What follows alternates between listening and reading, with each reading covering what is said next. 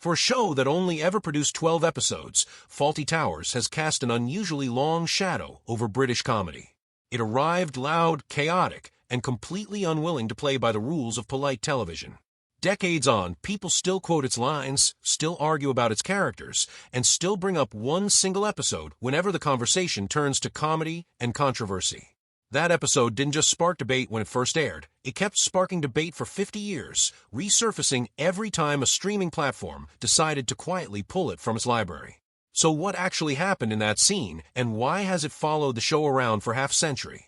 Let's get into it. Before any of that, though, it's worth understanding the man who created Basil in the first place, because Cleese's own path to comedy was almost as unlikely as anything that happened inside the fictional hotel. He grew up in a quiet seaside town, an only child in a household that valued education and discipline. By his early teens, he already towered over his classmates, a physical trait that made him stand out long before his sense of humor did. School gave him two things that would matter enormously later on: a fascination with language, and a habit of quietly observing the ridiculous behavior of the adults around him. He wasn't simply a class clown. He was academically capable, disciplined enough to be noticed for it, and yet he had a persistent streak of dry, understated mischief that occasionally got him into trouble. A prank involving a school statue, played with a completely straight face, hinted at the kind of comedy he'd eventually become famous for: visual, absurd, and delivered without ever winking at the audience.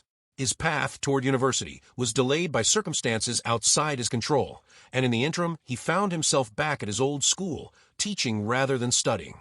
It was an odd detour, but like so much of his early life, it eventually fed back into his work. A scene of grammatical correction in one of his later films can be traced directly back to those teaching years. When he finally arrived at Cambridge to study law, comedy wasn't yet the plan.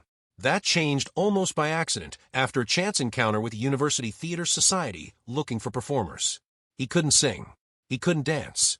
What he could do, as he put himself, was make people laugh, and that turned out to be more than enough. It was there that he met the small group of collaborators who would go on to reshape British comedy entirely, laying the groundwork for the anarchic, absurdist style that eventually led to global success. That style, sharpened over years of writing and performing, is exactly what he brought with him into that fateful hotel stay in Torquay, the encounter that would eventually give the world Basil Fawlty. Long before Basil Fawlty existed on paper, he existed in real life, wearing a different name and running a real hotel on the English coast.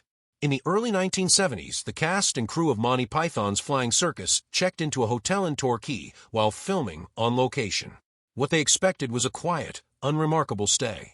What they got instead was one of the strangest customer service experiences any of them had ever lived through.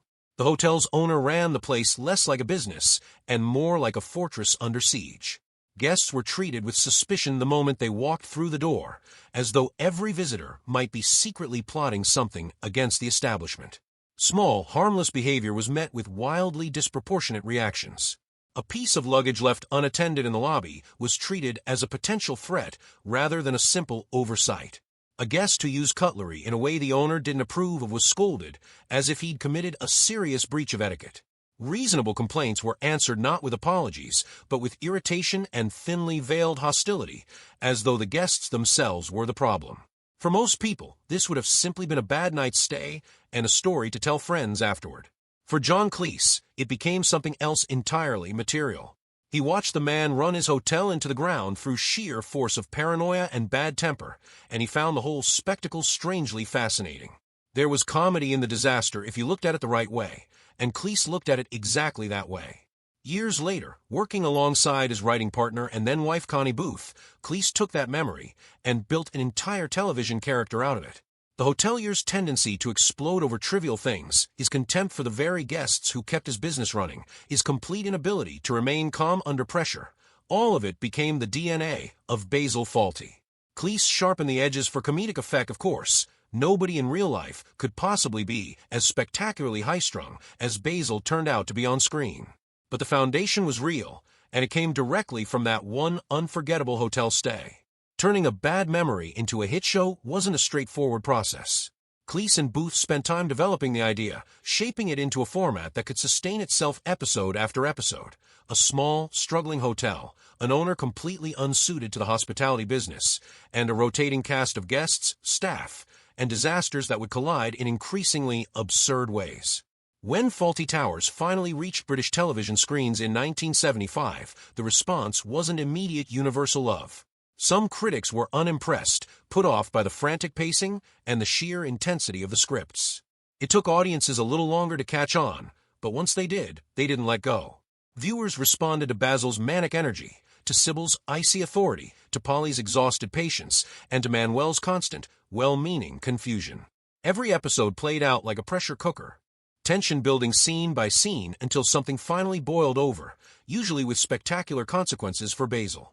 The show's success wasn't guaranteed, though. After the first batch of episodes aired, there was real uncertainty about whether a second series would ever be made. It took a few years, along with steadily growing popularity through repeats, before a second and final series arrived toward the end of the decade.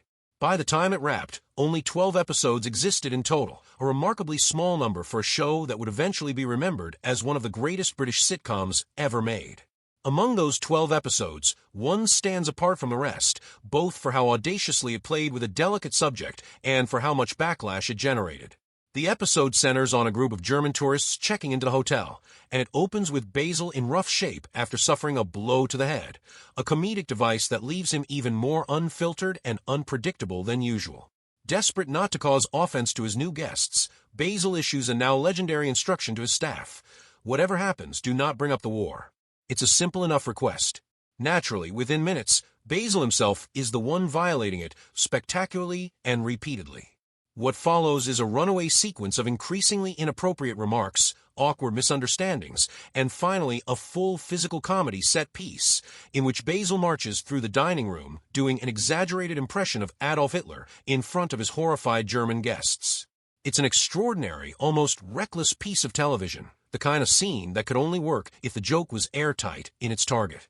And depending on who you ask, it either landed perfectly or crossed a line that should never have been approached in the first place. When the episode aired, reactions split almost immediately. A significant portion of the audience understood exactly what the writers were doing. The joke wasn't about the war itself, and it certainly wasn't at the expense of German people. The joke was about Basil, his obsession with appearances, his instinct to overcorrect, and his complete inability to read a room even when he's desperately trying to. His attempt to avoid an uncomfortable topic becomes the very reason he can't stop bringing it up, and his failure is what makes the scene funny. Nobody watching was meant to think the war itself was a punchline. Basil's blundering incompetence was the target the entire time. Not everyone saw it that way. Some viewers and critics felt the subject matter was simply too heavy to be played for laughs, regardless of the intention behind it. Letters poured into the BBC, some calling the episode tasteless, others suggesting it shouldn't be aired again. It never came close to being banned outright, but there was serious internal debate at the network about how to handle the fallout. In the end, the episode stayed in circulation, but the argument over whether it should have didn't go away. It simply went quiet for a while. Reaction across the English channel was more layered than a simple thumbs up or thumbs down.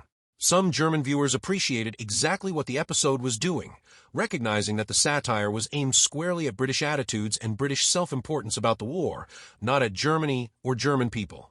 Others found it harder to laugh along, particularly those with personal or family connections to the war's devastation.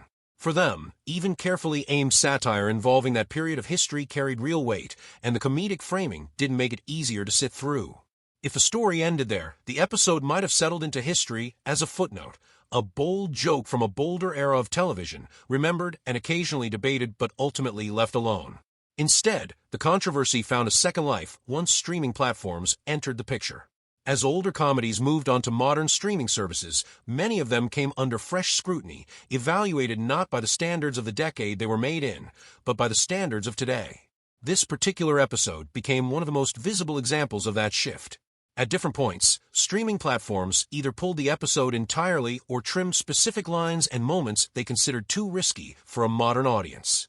That decision triggered its own wave of controversy, arguably louder than the original backlash from the 1970s.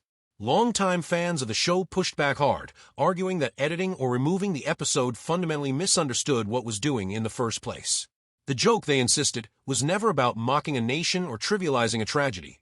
It was about exposing one man's ignorance and vanity, using the most extreme example imaginable to make the point land as hard as possible.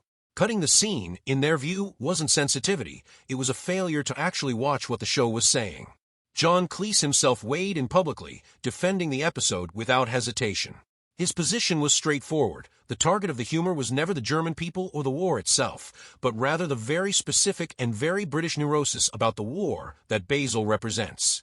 Basil's obsession, his overcorrection, his total lack of self-awareness, that combination was the joke, and removing the scene meant removing the entire mechanism that made the satire work in the first place. Cleese has never shied away from defending sharper, riskier comedy, and this episode has remained one of the clearest examples of him standing firmly behind a piece of his own work, even decades after it first caused a stir. The debate hasn't resolved itself, and it probably never will completely. Comedy that leans this hard into a sensitive subject will always divide audiences, and what one generation views as bold satire, another may view very differently. What's clear is that this single episode has done something remarkable. Even now, it can spark passionate arguments about intent, context, and where exactly the line sits between clever satire and simple bad taste. It's worth remembering that Fawlty Towers wasn't instantly canonized as a classic. Early reviews were mixed, with some critics genuinely unsure what to make of a show that moved this fast and hit this hard. That skepticism didn't survive contact with audiences for long. As repeats built momentum through the late 70s, public affection for the show grew steadily, eventually reaching a point where television historians and critics alike began reassessing it entirely. By the turn of the millennium, that reassessment had turned into outright reverence. Industry bodies and critics polls repeatedly placed Fawlty Towers at or near the top of lists, ranking the greatest British sitcoms ever produced. A show that nearly got cancelled after its first run of 6 episodes had, within a generation, become the benchmark against which other sitcoms were measured. That kind of reversal, from critics weren't sure this worked to this is the gold standard, doesn't happen often, and it's part of why the show's more controversial moments continue to draw so much attention. People don't argue this fiercely over shows nobody cares about. None of this would have mattered if the cast hadn't sold every absurd moment as though it were completely real. Cleese's performance as Basil is a masterclass in barely contained panic, a man perpetually one bad moment away from total collapse. Opposite him, Prunella Scales played Sybil with a stillness and sharpness that made her one raised eyebrow more intimidating than any of Basil's outbursts. Connie Booth's Polly served as the show's quiet anchor, the only genuinely competent person in the building, while Andrew Sachs turned Manuel's constant confusion into one of the most beloved characters British television has ever produced. Behind the scenes, the production wasn't without its own difficulties. Cleese and Booth were going through the end of their marriage by the time the second series went into production, yet they continued working together with total professionalism, finishing what they'd started without letting their personal history disrupt the show's quality. Sachs, for his part, endured genuine physical mishaps in pursuit of a laugh, including injuries during physical comedy sequences that were, at the time, filmed with far less caution than would be standard today. That combination of talent, tension, and total commitment to the material is a big part of why the show has aged as well as it has, even with one episode remaining permanently controversial. The performances never feel like actors going through the motions. They feel like people fully inhabiting a world that's constantly on the verge of falling apart. Once the cameras stopped rolling for good, the people behind Fawlty Towers scattered in very different directions. Cleese went on to build an even larger career, co-writing and starring in a hit heist comedy in the late 80s and later lending his voice to major animated franchises, all while remaining one of British comedy's most outspoken elder statesmen. He's never been shy about wading into arguments over modern comedy and cancel culture, and in more recent years, he's revisited the world of Fawlty Towers again, working alongside a new generation of collaborators on further material set in that universe. Connie Booth took the opposite path entirely. After stepping away from the show she co-created, she moved into a career in psychotherapy, deliberately choosing distance from the entertainment industry rather than capitalizing further on the show's fame. It's a striking contrast to Cleese's continued high profile, and it says something about how differently the two collaborators chose to define their lives after the hotel's doors closed for good. Prunella Scales continued acting for decades afterward, appearing in acclaimed films and television dramas well into her later years. Andrew Sachs likewise kept working steadily, becoming a familiar face in other long-running British series before his passing in the mid-2010s. Several of the supporting cast members who brought the hotel's eccentric guests to life have since passed away as well, but each left behind a small, sharply drawn performance that fans still recognize instantly, even decades later. What makes Fawlty Towers such an interesting case study isn't just that it made people laugh. Plenty of sitcoms manage that. It's that the show was willing to take real risks with its comedy, and those risks are exactly what's kept it in conversation this long. A safer show wouldn't have inspired this much debate. A safer show wouldn't still be getting quietly trimmed or pulled from streaming libraries 50 years after it first aired. The very quality that makes this episode uncomfortable for some viewers is the same quality that makes it impossible to ignore. Whether you land on the side that says the episode is a fearless piece of satire aimed squarely at British hypocrisy, or the side that says some subjects shouldn't be handled this way regardless of intent, one thing is hard to dispute. Fawlty Towers never played it safe, and this episode is the clearest proof of that. It pushed right up against a line that most comedies wouldn't dare approach, and it's been forcing audiences to think about where that line actually sits ever since. 50 years on, a show built from 12 episodes and one bad hotel stay is still generating headlines, still dividing opinion, and still getting people to argue passionately about comedy, history, and where satire ends and offense begins. Few sitcoms from any era can claim that kind of staying power. So where do you land on it? Was this episode a brilliant, uncomfortable piece of satire that deserves to remain untouched, or has it simply aged into something that doesn't belong on modern screens without an edit? However you see it, the debate itself might be the truest measure of just how much this one scene mattered.